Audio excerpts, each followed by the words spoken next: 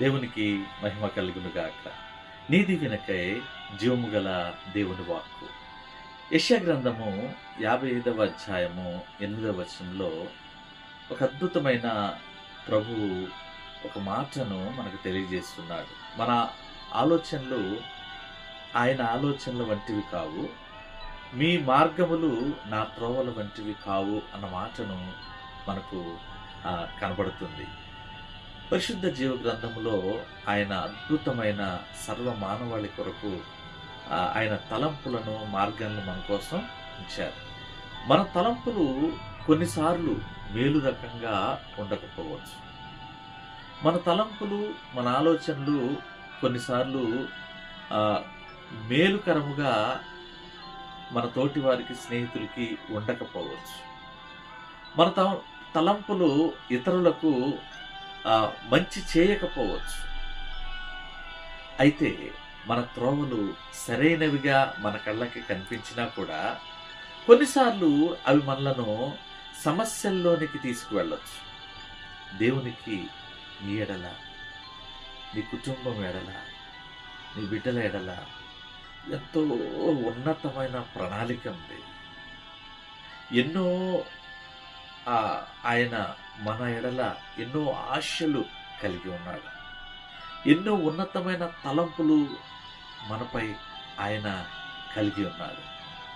అది ఎందుకంటే ఈ దీవెన కార్యక్రమం చూస్తున్న దేవుని బిడ్డ గమనించు, ఎందుకు ప్రభువు నీ మీద ఆశ పెట్టుకుని ఉన్నాడు అంటే నిన్ను వర్ధిల్లింప చేయడానికే, నిన్ను దీవించడానికే, నిన్ను దీవెనలకు పాత్రుణ్ణి చేయడానికే. ఆయన త్రోవలు మిమ్మును మీ కుటుంబమును సరైన మార్గంలో నడిపి ఎన్నో ఉన్నతమైన శిఖరాలను అధిరోహించడానికి, ఆయన గమ్యానికి చేర్చడానికి, నిత్య రాజ్య వారసులుగా చేయడానికే. కనుక గమనించండి, ఆయన సరైన త్రోవలో మనల్ని నడిపించడానికి ఆయన పరము నుండి భూమికి దిగి వచ్చాడు. మిత్రమా, నమ్ము, విశ్వసించు,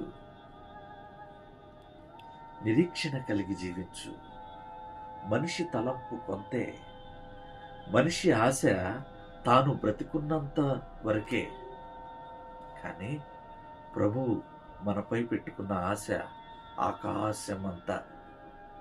ప్రభువు మనపై చూపిస్తున్న ప్రేమ కొలవలేనిది, పదములతో వర్ణించలేనిది.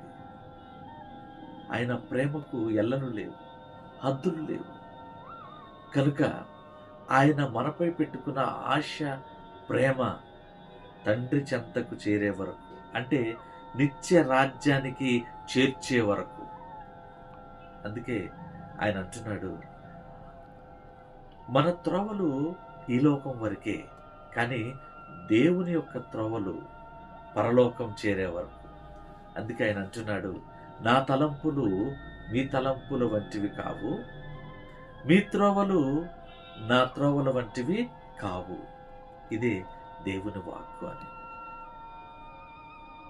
దేవుని బిడ్డ, మనము దేవుని యొక్క త్రోవల్లోనికి వెళ్ళడానికి, దేవుని యొక్క సన్నిధిలోనికి వెళ్ళడానికి, దేవుని యొక్క మార్గముల్లోనికి వెళ్ళడానికి, మన జీవితాన్ని దేవునికి అప్పగించుకోవడానికి ప్రయత్నిద్దాం. సమర్పించుకోవడానికి జాగరూకత కలిగి ఉందాం. దేవుని నమ్ముదాం, విశ్వసిద్దాం. ఈ దీవెనను దేవుడు నిశ్చయముగా నీ జీవితంలో నెరవేరునుగాక. ఆమేన్. God bless you.